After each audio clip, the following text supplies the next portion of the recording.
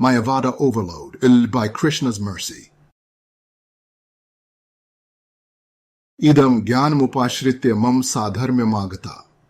Sargepi nopajayante pralaye na vyathanti cha. Quote, by becoming fixed in this knowledge, one can attain to the transcendental nature, which is like my own nature. Thus established, one is not born at the time of creation, nor disturbed at the time of dissolution. Lord Krishna, Bhagavad-gita 14:2. Let me preface this by saying that this is not a criticism of the book. The world desperately needs an authentic version of that sacred text. It is relatively small in comparison to the much larger work in which it is originally found. There is not much narrative to keep the reader engaged. There is not much to anticipate in the before and after, in following from beginning to end. Nevertheless, from opening a single page, from hearing a single shloka, life can change for the better and forever. I am speaking of the book called Bhagavad-gita as it is. The author takes a bold approach. He is essentially throwing down the gauntlet, insinuating that other versions of Bhagavad-gita are not good. They are not as it is. I like the confidence. A long time ago, it was this vision that appealed to me. I appreciated the drive for authenticity, the sell for the person who might otherwise be on the fence. I remember reading the book for the first time as an adult and really liking it.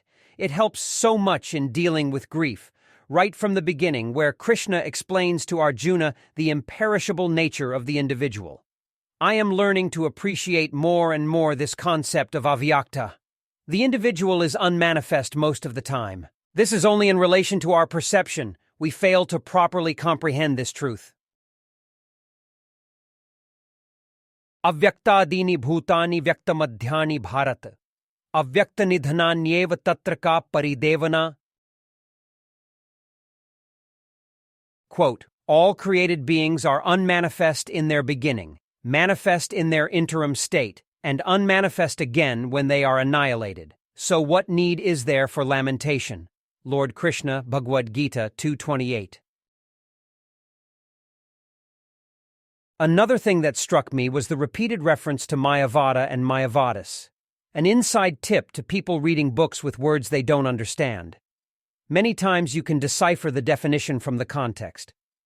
It was a little tough for me with the Mayavada term, but I got the general sense that it was not something good. It should not be taken seriously or as the final word of authority when understanding the science of self-realization. The issue I have is that His Divine Grace, A.C. Bhaktivedanta Swami Prabhupada, makes repeated reference to this philosophy, its supporters, and its conclusions. When I am reading the books for the first time, I have no idea what he is talking about. It makes no sense to me why there is this disproportionate mention of a philosophy that we are not supposed to follow. Why am I being told about how bad Mayavada is when I don't even know what it is? The sheer number of the references within purports to shlokas reflects the disturbing landscape within the literary world, or the larger arena of ideas. This applies to the category of religion and more specifically Hinduism. The as-it-is suffix in the title only became necessary because of the reality of the situation. There are too many versions of Bhagavad-gita to count. The vast majority of those presentations are through the lens of Mayavada or something resembling it. In ages past, the spiritual guide would not really care what others are doing. The sphere of influence was localized. It was a big world, as they would say. Someone approaches the saint. This potential disciple must have the proper qualifications in order to learn. The teacher will not accept just any random student who approaches them. In the manner that someone today must go through an admissions process prior to enrolling in a prestigious university, so the seeker of the truth, tattva, must be accepted by the one who has seen that truth, tattvadarshi. Tad vidhi pranipaten, pariprashnen sevaya upadekshanti te jnanams, jnaninas tattvadarshina. Quote, just try to learn the truth by approaching a spiritual master. Inquire from him submissively, and render service unto him. The self-realized soul can impart knowledge unto you because he has seen the truth. Lord Krishna, Bhagavad-gita 4:34. The teacher usually will not maintain a static syllabus. Their instruction will ebb and flow based on the questions of the student, depending on what the student knows, what they don't know, what they have heard, and what they are looking to learn. The teacher will respond accordingly. This is indeed the flow to the Bhagavad-gita conversation itself between the teacher and student, Sri Krishna and Arjuna. When you transition to the realm of publishing, where the recorded instruction sits on a shelf for others to purchase, borrow, or casually peruse, there is now the added factor of competition to consider. The expert spiritual guide has a general idea of the teachings presented in the other books of the same category sitting on the same shelf in the library or bookstore.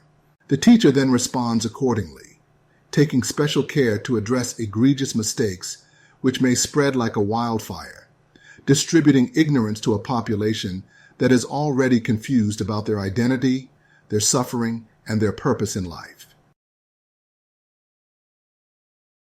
This is all to say that we will find the Mayavada philosophy everywhere when trying to access Bhagavad-gita. It is a bogus philosophy in the sense that the conclusion is incomplete.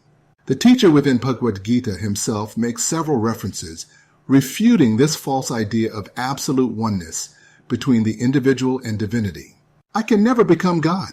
If I have to become God, it means that at some point I am not God. If ever at some point I am not God, it means that I am fallible. I thus cannot be called a Achyut, which is one way to address Krishna. The teacher of Arjuna reveals that by following the timeless path of self-realization, which is also known as Sanatana Dharma, a person can ultimately attain a nature which is similar to Krishna's. The distinguishing factor is the vulnerability to birth and death. The transcendental nature means that when the time for creation rolls around again, the liberated soul will not take birth in the land of birth and death, Mrityuloka. At the same time, nowhere does Krishna say that Arjuna will ever become Krishna and vice versa. Arjuna will never claim to be the origin of the creation. Arjuna can never say that he is the universal knower, Kshetraji, corresponding to every single instance of a field, Kshetra. Kshetrajam chapi mam vidhi sarva kshetreshu bharat, kshetra kshetra jyor jnanam yattaj jnanam matamam.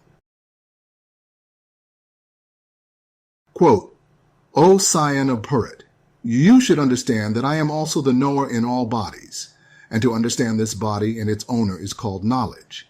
That is my opinion. Lord Krishna, Bhagavad-gita 13:3. These simple truths are enough to refute the Mayavada philosophy, but the spiritual guide wisely repeats the same instruction for emphasis. Mayavada is like the last snare of illusion in this world. Most of us fall right into the first snare, which is identifying with the body and considering material enjoyment to be the height of living. After frustration, defeat, sadness, and despair, we might succumb to the last illusion, which is thinking that we are God, that we can become God, or that there is no God but only this attributeless energy akin to nothingness. Tesha satat yuktanam, bhajtam priti purvakam, dadami buddhi yogam tam, yena mam upayanti te. Quote, to those who are constantly devoted and worship me with love, I give the understanding by which they can come to me. Lord Krishna, Bhagavad-gita 10:10. Fortunately, there is the authentic presentation of Bhagavad-gita available to save us from the madness, to get the proper understanding, to progress towards the truth, to come closer to Sri Krishna, the Supreme Personality of Godhead. There is Bhagavad-gita, as it really is and as it will always be. In closing, as properly to see, as will always be, truth of Krishna to know, with proper understanding to go, not by Mayavada deluded, which improperly concluded, that all merging into one and distinction with divinity none.